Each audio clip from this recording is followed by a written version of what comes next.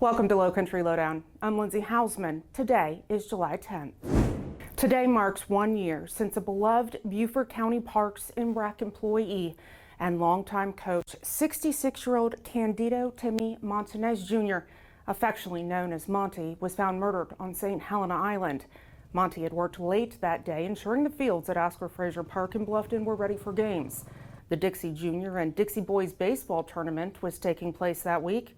He caught a ride with a coworker to the Parkers on St. Helena Island. Monty then prepared for his walk home, putting on a safety vest and grabbing his flashlight. He lived just a little more than 3 miles away. At about 11, our communications center got a report of a man down on Club Bridge Road. Monty had been shot multiple times. He served as a United States Marine. He was a long-term Beaufort County employee. He was heavily involved in youth sports programs in the county, and he was actually looking forward to retire later in the year. Nothing that I came up in his background would have led to this to happen. Mr. Montanez is a family man. He's beloved by his community. Monty served in the United States Marine Corps. After his time in the service, he moved to Beaufort County, working with Beaufort County Parks and Rec, as well as coaching youth sports like baseball, basketball, and football, something he did for decades. That was really his life. I just feel like his purpose for waking up in the morning was because later on that afternoon when he got off, he was going to coach some kids who he felt needed it. Monty was also a family man, dedicating his time to his longtime partner, stepchildren, and grandchildren. And while they continue to mourn his loss, they hope someone will come forward with information to help investigators solve this case. Please say something. Please. That'll help us out a whole lot. You know, I just need that closure. I need to know why. I need to know what happened. Why? That's the only thing.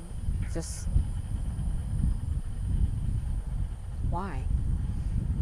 Later today on our social media platforms, we'll take a more in-depth look into this case and the investigation. Be sure to check that out tonight at 6. Meantime, anyone with information regarding this case is asked to call the investigator. That's Lieutenant Jason Malfris. His number is 255-3233. The U.S. Attorney's Office in Massachusetts has indicted 6 people in a sex trafficking conspiracy that victimized 2 minors and 1 adult. The indictment alleges the victims were trafficked throughout Massachusetts, Rhode Island, and here in South Carolina, and that these crimes occurred between January and August of last year. 2 of those indicted in this case are from Beaufort County. 25-year-old Alexander Smalls is named in the indictment. He's currently in custody at the Beaufort County Detention Center. Smalls was arrested in March of 2023 for attempted murder, possession of a weapon during the commission of a violent crime, and breach of peace aggravated in nature. This arrest was in connection to a shooting at a gas station in Beaufort that happened back in October of 2022. Smalls is currently awaiting trial on these charges and will be arraigned in Boston at a later date.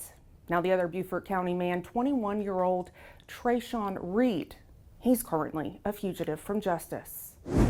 29-year-old Jaquan Barnes, who escaped June 10th from the Jasper County Detention Center, is back in custody. He was arrested on Sunday in Jacksonville, Florida.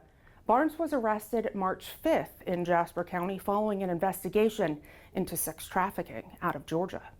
35-year-old Deetra Wright remains in custody on a charge for trafficking cocaine. On Friday night, shortly before 5:30, deputies conducted a traffic stop on Hilton Head Island. Now, during that stop, deputies found a large amount of cocaine inside Wright's vehicle.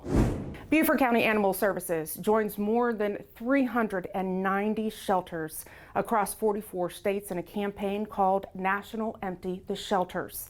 It's an effort by the Bissell Pet Foundation to end pet homelessness by offering reduced adoption fees. Now through the end of this month, adoption fees are waived for dogs 6 months and older.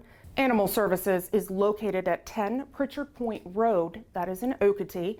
They're open Monday through Saturday, 9 to 4. Interested adopters can find more information online at pits.dogs.com. The Beaufort Water Festival kicks off Friday. The 10-day event is expected to draw more than 50,000 people. The festival takes place primarily at the Henry C. Chambers Waterfront Park in Beaufort.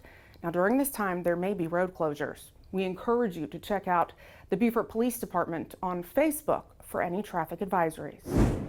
We're gearing up for a fun week next week as we host our second annual Junior Deputy Academy. Rising fifth graders, chosen by the Beaufort County School District to participate, will learn about our agency and the many different sections and units within it, everything from our canines and bloodhounds to forensics, emergency management, and more. Be sure to follow along on Facebook next week, and we'll keep you updated on all the fun. The Extra Mile Club of the Lowcountry, better known as E.M.C, hosted a community day on Saturday. It was held at Whale Branch Early College High School. Staff Sergeant Mankin, Lance Corporals Baglio and Imbert, and then Deputy Sheriff Vega stopped by. And let's just say everyone had a lot of fun, especially with the water guns and water balloons.